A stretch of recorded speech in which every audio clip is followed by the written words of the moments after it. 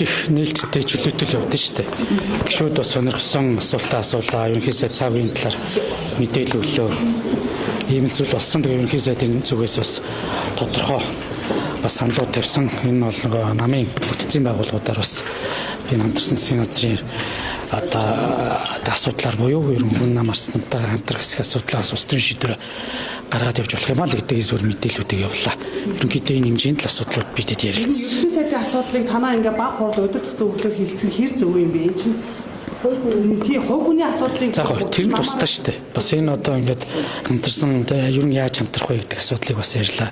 За тэр хувь хүний асуудал бас хуулийн хэлтийн байгууллага шалгаж байгаа дүгнэлт гаргах юм байна гэж ойлгосон. Шалгаж байгаа гэж ойлгосон шүү дээ. Ерөнхий сайд орлогоо нотлох ёстой, ерөнхий сайд хариуцлага өглөх ёстой гэдэг ийм байдлаар хандж байгаа шүү дээ. Ер нь бүгд л орлогоо нотлох ёстой шүү дээ. Үргэлжлүүлээд хамтарсан засгийн газар цааш байлгах үгүй эсхийг хоёр тустай юм шүү дээ. Өөр тийш нь хандуулаад байгаа зүйл. За яг бай. Тэнд ч нэг энд бас нэг асуудал яригдж байна. Хоёрдугаар яг тэр хувийн талаас нь мэдээлүүд нь хуулийн хэлтийн байгууллагууд нь шалгаад за тэр ерхий сайдын хүүч гэсэн бас гаднаас ирж байгаа гэдээ мэдээлэл байлаа шүү дээ. Ирээд юм учир зүг олох бах.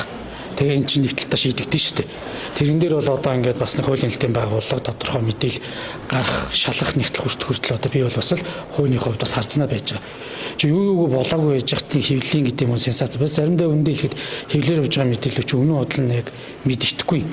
Тийм учраас бас яг одоо хяндаг бас өөр хуульчны хувьд тодорхой хэмжээний бас одоо хүнд өөрөө тайлбар хэлэх болцоог нь олох ёстой. Дараа нь энэ дээр бол дүгнэлтүүдээ хийх нь бол олон нийт болон бусад этгээдийн хувь хүний асуудал тахгүй.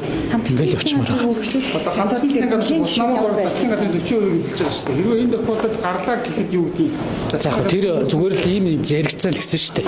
Тэгээ хэдүүлээ бас дараагийн асуудлуудыг нь бас зүгээр одоо бас шачтанд нь ярих байх. Зүгээр ийм л асуудлууд байна. хоёрыг дүгнэлт орлох уу? Үгүй энэ чинь бас тодорхой намын дөрвөн заасны дагуу л явдаг асуудлууд байгаа. За. За.